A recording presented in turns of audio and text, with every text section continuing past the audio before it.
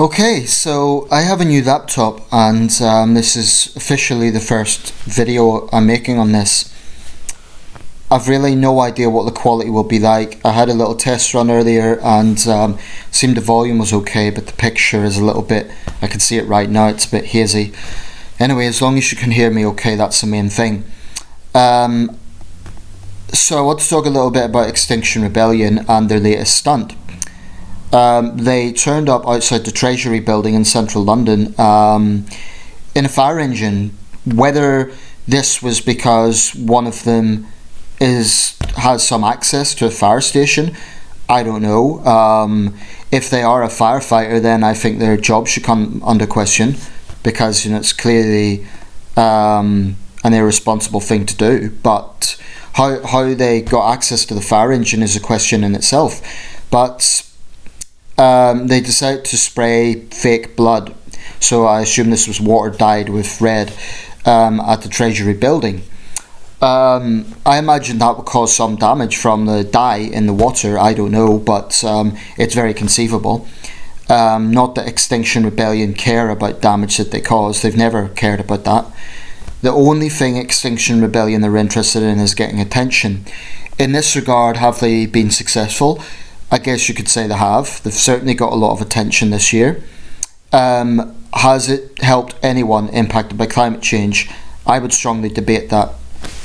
And, in a world where many regions face drought, serious drought, that impacts agriculture and therefore impacts livelihoods and indeed costs lives in the worst case scenarios, the fact that they're wasting so much water with their self-righteous little stunt should be called into question in itself, because Extinction Rebellion like to lecture the rest of us, and they like to say, oh, but it's about climate change, and yet when you scrutinise them, the sort of tactics that they're taking are not exactly environmentally friendly. Okay, so I really would like to see them under a lot more personal scrutiny. I mean, they're leaders, and I do think police should start making arrests. Okay, they will say these are peaceful protests. They're not peaceful. Vandalism is not peaceful. Disruption is not peaceful. It's disruption. So, I won't lie, I have no time for them. I have very little patience with Extinction Rebellion, because I think that they hide behind the issue of climate change, right? So they say, oh, but all these things, a bit of disruption, a bit of vandalism, it doesn't matter because the greater issue is climate change. Right? So they legitimise themselves that way, but who the hell gave them a monopoly on what is the right approach?